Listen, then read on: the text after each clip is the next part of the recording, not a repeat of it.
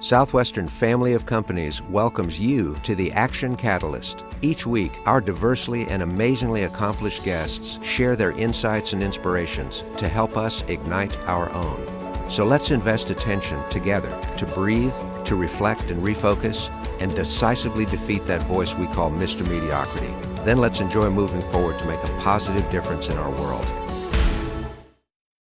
We are joined today once again by Michael F. Schein, writer, speaker, founder and president of Microfame Media, and a self-proclaimed hype artist.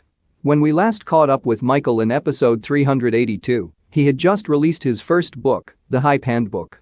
The book really changed everything for me. I ran my business, Microfame Media, before that with a traditional agency model. We used hype, right? But what I call hype.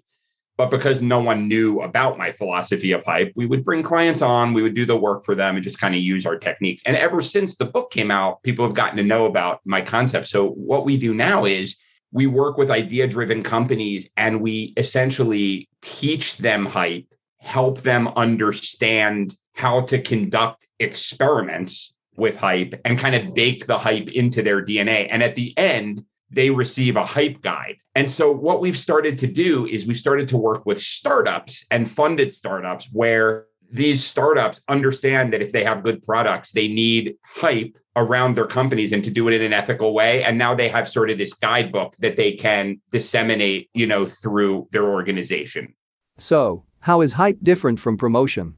So many people think of hype as a negative thing. And I've really tried to reclaim the word because what I found with marketing and promotion is it should be about getting people to know your stuff and excited about your stuff so that they buy from you.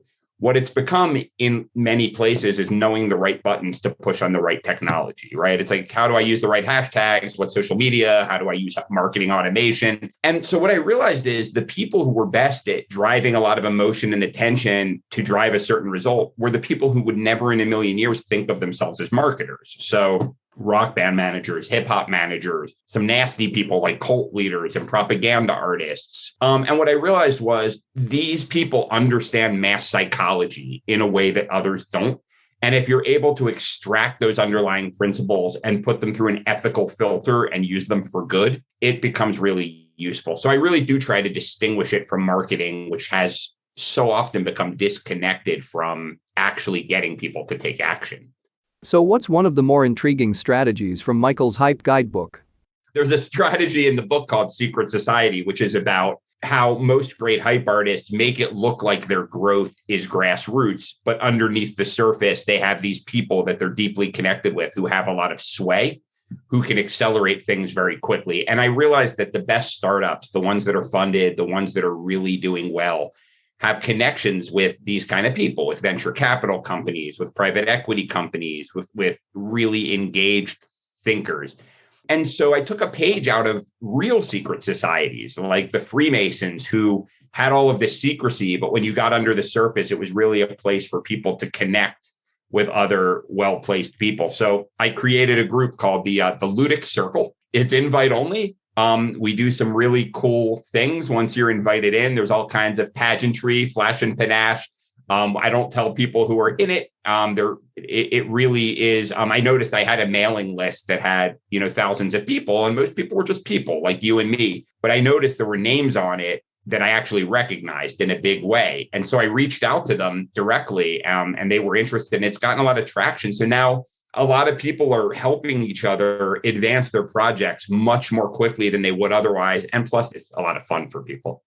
You might be wondering how exactly Michael decides who makes the cut.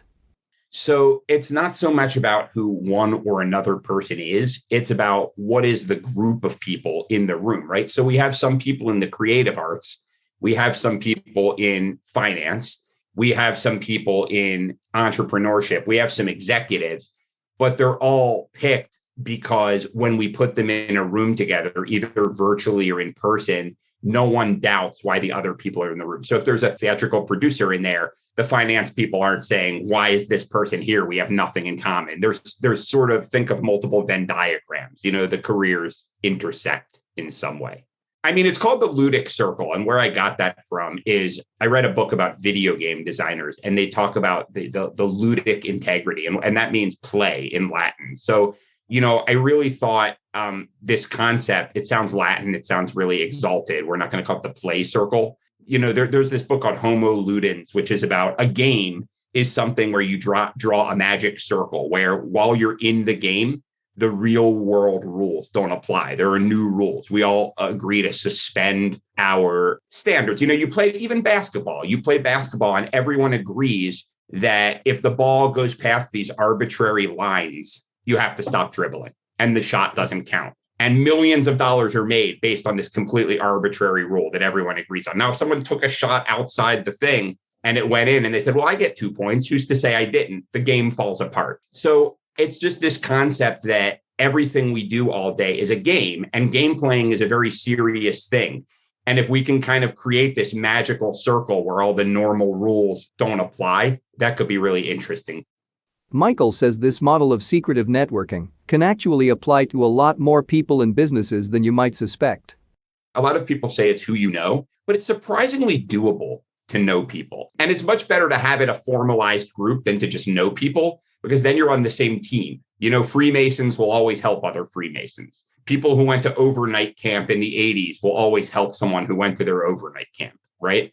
I think it comes down to two things. One is what is cheap for you to give up and valuable to other people. And I don't just mean cheap financially. So I met a guy who started a $500,000 company literally from his garage. It was a security company. And I was writing for Inc. magazine at the time. So a PR company hit me up and I interviewed him, and it was a perfectly cordial, nice interview. But then at the end of the conversation, he let it slip that he had just moved from Indianapolis, was less involved in his business, and he loved live music. And I used to be a musician and played in New York. So I said, it'd be my absolute pleasure to take you around, and this and that. This guy could get a private jet. He can get anything he wants. And this was the one thing he didn't have. And that was really doable. I was going to these shows anyway, and he became my biggest mentor. I mean, we're in touch to this day. So the stuff that you think, that's no big deal, easy for me. I think the second thing is benevolently stalking people. So if you're on social media, instead of just posting your stuff all the time, look for people to slip up and talk about their human side.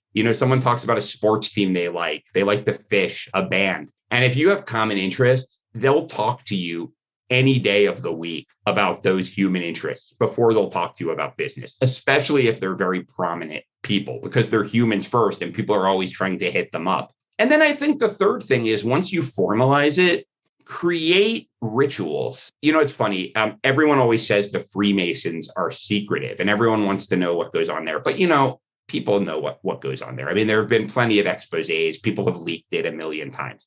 And what goes on there is a bunch of secret rituals. There's nothing that they're actually protecting. So they make you kneel down. You have to rip something. They blindfold you. You do a special handshake. And at the end of it, it's to protect that we all help our fellow man.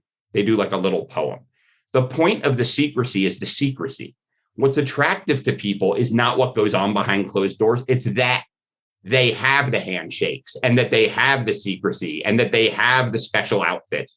So we sometimes think of that stuff as foolish. But if you were to instead create some modern version of the Grand Elks Society or the Sacred Shriners of whatever, and that stuff's out of date, but what's a modern version of that, right? It goes a long way. People are really attracted to that stuff.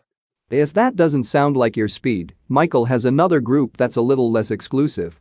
His Hype Book Club and newsletter. A lot of my ideas, the way I work is I'm a big reader. I was a writer first, but I don't typically read the standard business and self-help books. But I find that everyone else is reading the same books. So what I do is I read really broadly, and I read about people and ideas, that I can draw from to help build this kind of emotion and attention. And then I test the ideas and see which ones work.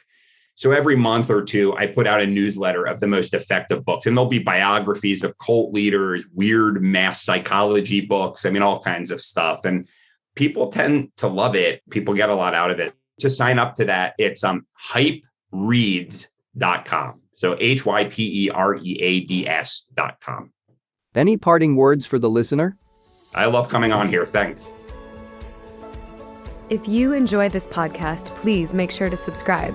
To stay updated on everything that the Action Catalyst is up to, Make sure to follow us on Facebook and Instagram at Action Catalyst Podcast and Twitter at Catalyst_Action. Thanks for listening.